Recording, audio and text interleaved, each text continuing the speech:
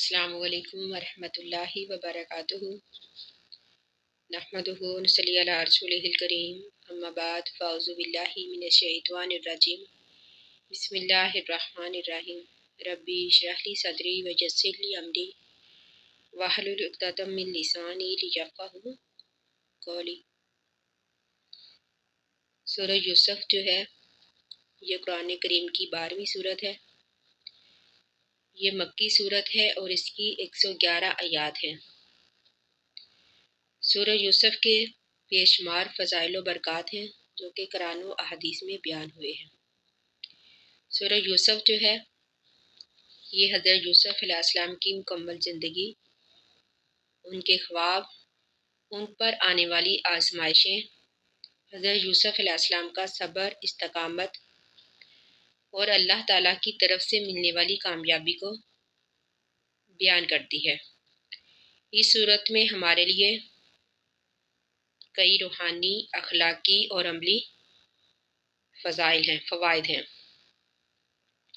सबसे पहले तो अल्लाह ताला ने इसको बेहतरीन किस्सा करार दिया।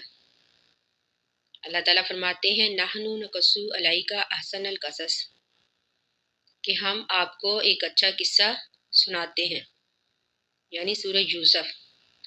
और ये किस्सा जो है ये हमारे ना सिर्फ ईमान को मजबूत करता है बल्कि सब्र, तवक्कुल और अल्लाह की हिकमत को समझने में मदद भी देता है। दूसरे नंबर पर ये सूरह यूसुफ जो है ये परेशानियों में राहत का दरस है और सब्र का दरस है। यानी ये सूरत उन लोगों के लिए बहुत फ़ायदेमंद है जो किसी परेशानी में मुब्तला हैं, किसी आजमाइश में मुब्तला हैं। इस सूरत में हज़रत यूसुफ अलैहिस्सलाम के सब्र के जो वाक़यात बयान हुए हैं वो लोगों को हिम्मत और हौसला देते हैं। यानी सूरह यूसुफ की तिलावत करके, इसको तर्जमे के साथ पढ़ के हमें हिम्मत और हौसला मिलता है। जब हम हज़रत यूसुफ अलैहिस्सलाम के सब्र के बारे में पढ़ते हैं तो अल्लाह पर ईमान, अल्लाह पर तवक्कुल और भी मजबूत हो जाता है। नंबर तीसरे पर तंगदस्ती और मुश्किलात में हल के लिए मुफीद है। उलमा कहते हैं कि जो इंसान इसकी तिलावत करे इंशाअल्लाह उसकी हर परेशानी जो है वो दूर हो जाएगी। फिर ये सूरत जो है ये हुस्न अखलाक और इफ़्फ़त की तालीम देती है। यानी इस सूरत में हज़रत यूसुफ अलैहिस्सलाम की जो पाकदामनी का जिक्र है, इससे आजकल के नौजवानों को इफ़्फ़त, पाकदामनी और अखलाकी पाकीज़गी का दर्स मिलता है। और ये सूरत जो है ये हमारे लिए दुनिया और आखिरत में इज़्ज़त का ज़रिया है। यानी जो इंसान इसकी तिलावत कसरत से करता है, इसको पढ़ता है, तो इंशाअल्लाह ये दुनिया में भी उसके लिए इज़्ज़त का सबब बनेगी और आखिरत में भी अल्लाह ताला उसे इज़्ज़त अता करेंगे।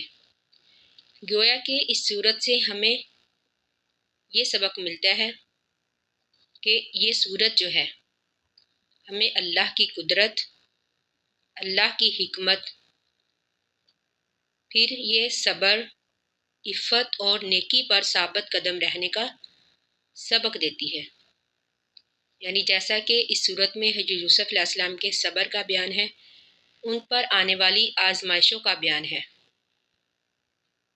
फिर किस तरह उन्हें दोबारा इज़्ज़त मिली, अल्लाह ताला ने उनको फिर इज़्ज़त से नवाजा, फिर उन्हीं लोगों को दोबारा उनके सामने खड़ा कर दिया जिन्होंने उसे पहले तोड़ा था, उसे कमतर समझा था। यानी ये सूरत जो है ये हमें सब्र का दर्स देती है, तवक्कुल का, अल्लाह पर हमारे ईमान को और मजबूत करती है। इंशाअल्लाह हम इस सूरत का तर्जमा कल शुरू करेंगे। लफ्ज़ ब लफ्ज़ हम इसका तर्जमा पढ़ेंगे और साथ साथ इसकी तशरीह भी पढ़ेंगे।